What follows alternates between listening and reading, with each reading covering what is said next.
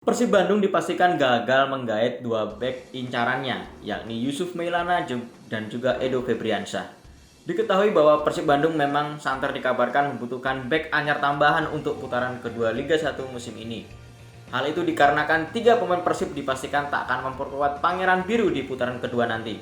Ketiga pemain tersebut adalah Bayu Fikri, Zalnando, dan juga David Rumakik.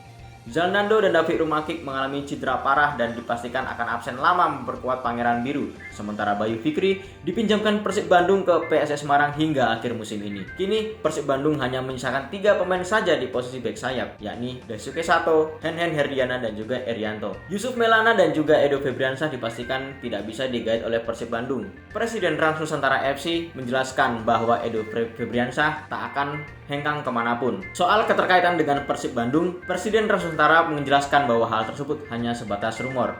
Edo Febriansyah sudah bergabung dengan Rans Nusantara FC dan bergabung di sesi latihan setelah memperkuat timnas Indonesia di pergelaran Piala AFF 2022.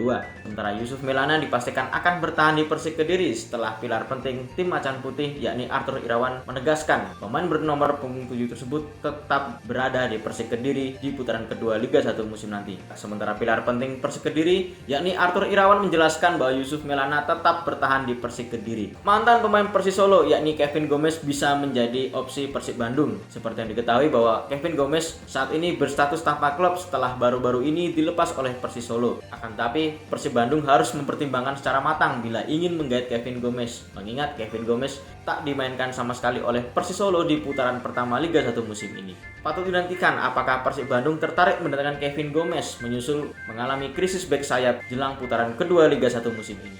Terima kasih sudah nonton. Jangan lupa like, subscribe, dan share ya.